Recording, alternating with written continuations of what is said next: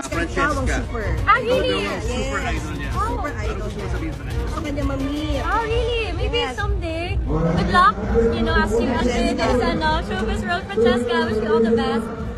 Always be kind and then enjoy the journey lang.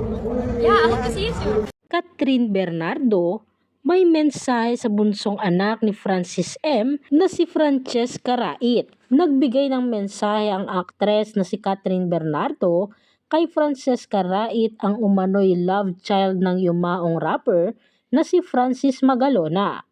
Good luck.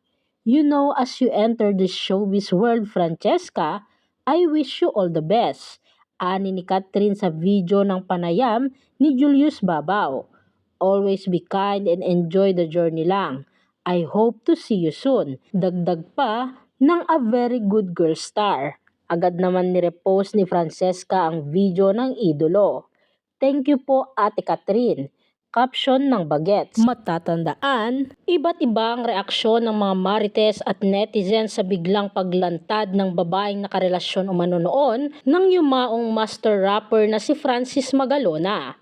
May mga humanga sa tapang ni Abigail Rait na ibandera at ipagsigawan sa buong universe ang dati nilang relasyon ng OPM icon at ang pagkakaroon nila ng anak. Pero may mga bumatikos at nangnega rin sa kanya. Ayon sa mga kumampi kay Abigail na dating flight attendant, tama lang na ipakilala niya sa publiko ang anak nila ni Francis M. at wala raw silang nakikitang masama rito dahil karapatan din ito ng bata.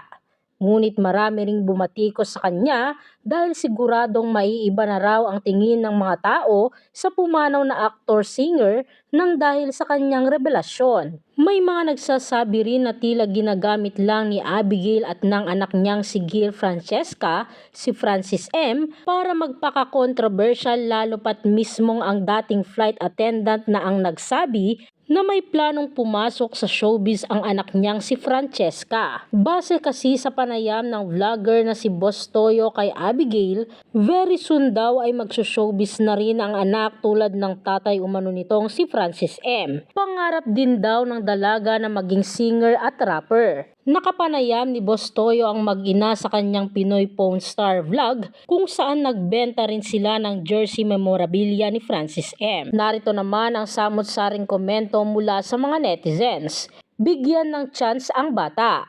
Dugot laman ni Francis M yan. Like Maha Salvador and Lovey po. Sisikat yan. Maganda siya at talented. I'm sure magiging masaya si Francis M kung magiging successful ang anak niya. Magkaroon ng showbiz career.